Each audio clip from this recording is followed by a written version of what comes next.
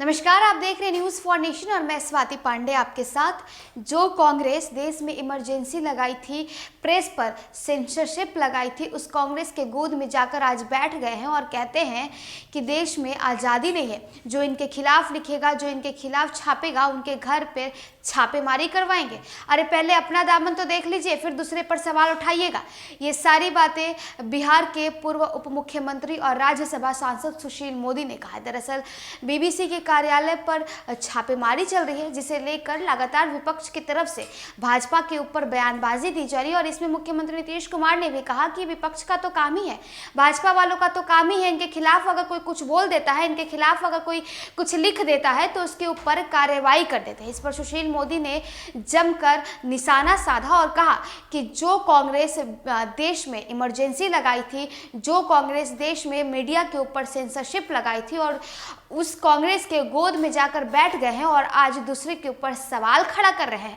अरे बीबीसी वालों ने तो आयकर का नोटिस का कोई जवाब नहीं दिया था, इसलिए आयकर विभाग उनके कार्यालय पर छापेमारी कर रही है। और भी क्या कुछ कह रहे हैं सुशील मोदी, हम आपको बताते हैं। बिहार में भाजपा के नेता और राज्यसभा सदस्य सुशील कुमार मोदी ने बीते दिनों कहा कि जिस कांग्रेस ने देश पर आपातकाल थोपा, सेंसरशिप लागू की और सैकड़ों पत्रकारों को जेल में डाल दिया, उसकी गोद में बैठकर जदयू बीबीसी के बहाने प्रेस की आजादी पर छाती पीट रहा है।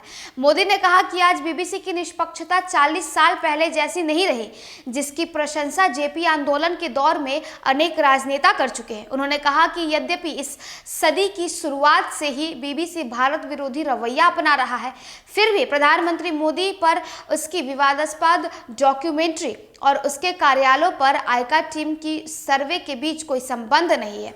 उन्होंने कहा कि पीएम मोदी को गुजरात दंगों से जुड़े सभी मामलों में क्लीन चिट मिलने के बाद भी उनकी छवि खराब करने के लिए फिल्म बनाना कौन सी निष्पक्षता है।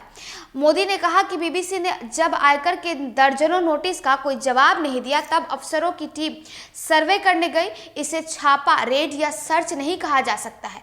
बीबीसी अपनी स्टोरी वर्क जैसी एजेंसी के जरिए प्रचार सामग्री तैयार कर चीन सहित कई देशों में लाभ कमा रही है। स्वयं बीबीसी के पत्रकार इसके विरुद्ध आवाज उठा चुके हैं।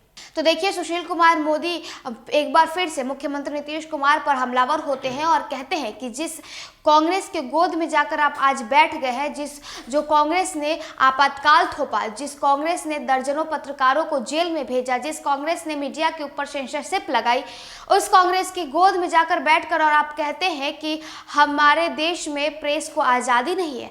अरे बीबीसी वालों ने तो आयकर के नोटिस का जवाब नहीं दिया था, इसलिए उनके कार्यालय पर आयकर की टीम ने छापेमारी की थी। इससे प्रधानमंत्री नरेंद्र मोदी के ऊपर बनाए गए डॉक्यूमेंट्री का कोई लेना देना नहीं है।